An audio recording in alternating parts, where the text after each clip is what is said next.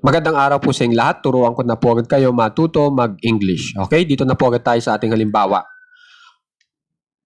Ako ay mas mataas kaysa sa inakala niya.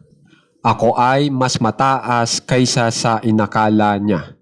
Kapag in English po natin yan, I am taller than he thought. I am taller than he thought. Okay? Bali ang ginamit ko sa niya dito ay itong he. Ibig sabihin yung niya ay lalaki. Pero kung ang gagamitin nyo po ay she, babae po yung niya. Okay? Isa pa pong halimbawa, subukan natin itong ikaw. Ikaw ay mas magaling kaysa sa inakala ko. Ikaw ay mas magaling kaysa sa inakala ko.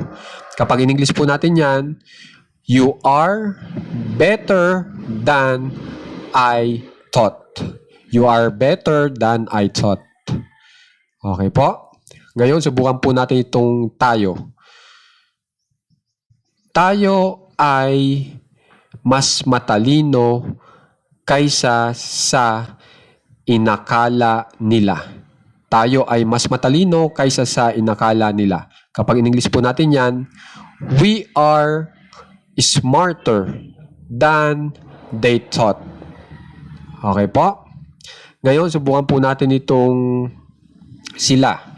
Sila ay mas malaki kaysa sa inakala ni Ben. Sila ay mas malaki kaysa sa inakala ni Ben. Pag in English po natin yan, they are bigger than Ben thought. They are bigger than Ben thought. Okay po? Ngayon, subukan naman po natin itong siya. Tapos, subukan po natin ay babae. So, she ang gagamitin ko. Okay? Siya ay mas maganda kaysa sa inakala ko.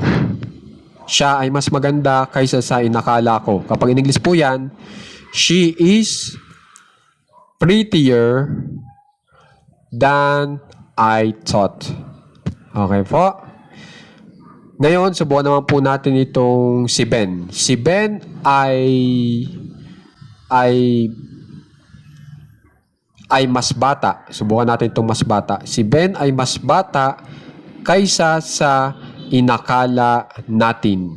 Kapag in English po yan, Ben is younger than we thought. Okay po? Ngayon, subukan naman po natin ay, ang ituturo natin ay bagay, gamit yung salitang ito o yun. Pag ginamit nyo ay yun, ibig sabihin, hindi nyo nakikita yung bagay. Okay? Yung sa pagtuturo nyo doon sa bagay na kung saan ay hindi nyo nakikita ngayon. Kunyari, nakatelepono kayo, ganun po ang ibig sabihin yan. Okay? O kaya wala po sa, hindi nyo, kumbaga, hindi nyo nakikita yung bagay ngayon. Kaya ang pagkakaturo nyo ay yun. Pero pag ito, syempre, kita nyo yung bagay at malapit po sa inyo. Okay? So, subukan natin ito.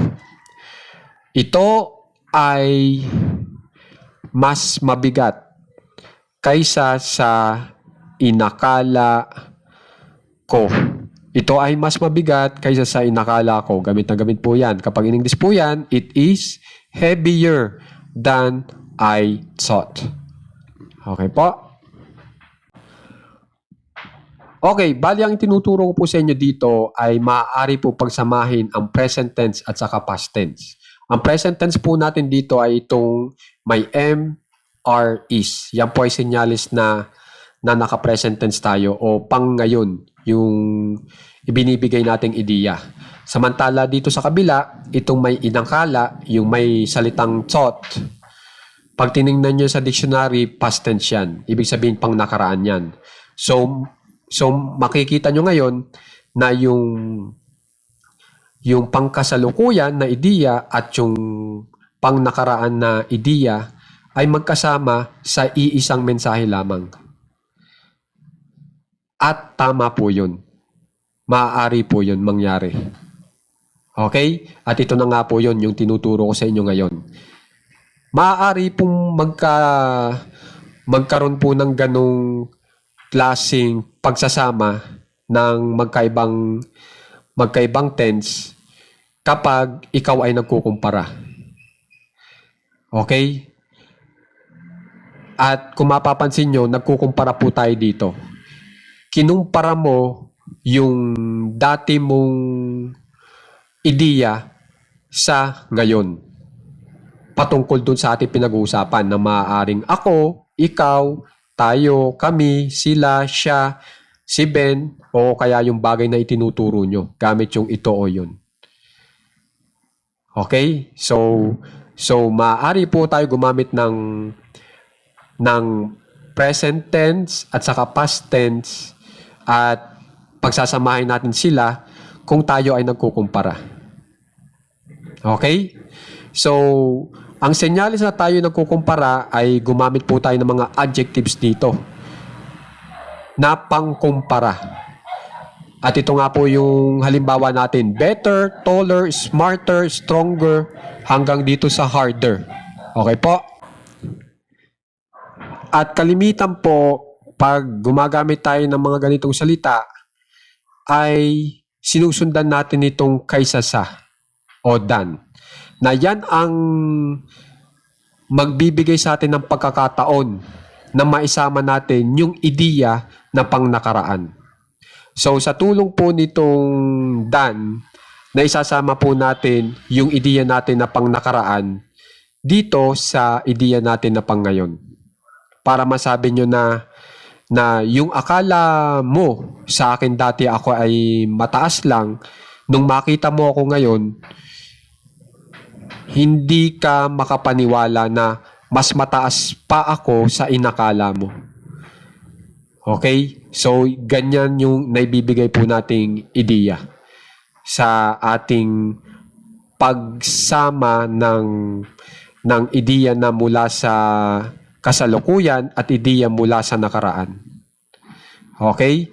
So, sa tulong po nitong than, napagsasama-sama po natin yung magkaibang tense. Okay? Bali po yung ideyang ibinibigay po nitong ating lesson ay sinasabi mo na nagkaroon ka ng realization. Ito, meron kang napagtanto na patungkol sa nakaraan na may kinalaman sa ngayon. Okay po? At yun nga ay parang sinasabi mo na yung akala mo dati ay hindi pala totoo ngayon. Okay? Akala mo lang. Okay? Yan po yung naibibigay nyong ideya. Akala mo lang sa nakaraan pero di pala noong makaharap mo na yung tao ngayon. Okay po? So, gusto ko rin pong ipatanda sa inyo lahat po itong mga adjectives natin, yung mga panlarawan dito para dito sa ating mga subjects dito sa pinag-uusapan. Okay? Na may ER. Senyales na tayo ay nagkukumpara. Okay? So, tatandaan nyo na po ha. Pag gumamit kayo ng adjectives na pangkumpara, maaari nyo pong sundan ng than. Okay? So, yan yung gusto ko rin ituro sa inyo. Okay?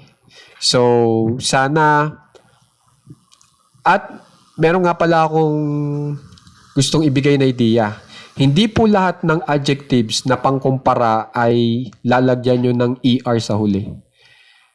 Kaya pinakamainam o mabuti nyong gawin ay tandaan nyo na po ito. Itong mga ito.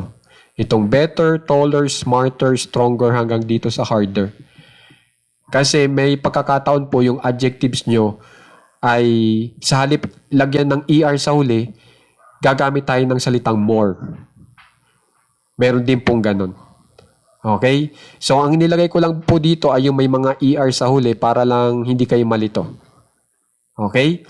So sa palagay ko, ito po ay magagamit nyo rin po agad. Okay? Kaya ako po ito ginawa. At para lang mapatunayan sa inyo na maaaring pagsamahin ang dalawang magkaibang tense. Kasi kalimitan po na ituturo ay past tense sa past tense, present tense sa present tense, di ba po ba? Ngayon, gusto kong ipakita sa inyo, pwede rin pong present tense at saka past tense mapagsama sa isang mensahe. Okay? So, sana po may kipag-aralan ng mahusay itong ating aralin ngayon para po may apply nyo rin po agad. Okay? So, maraming salamat po sa mga nagsasubscribe po sa ating page para tulungan po itong ating page. At maraming salamat din po sa mga naglalike at nag-share para makita rin po ng iba. Maraming salamat po.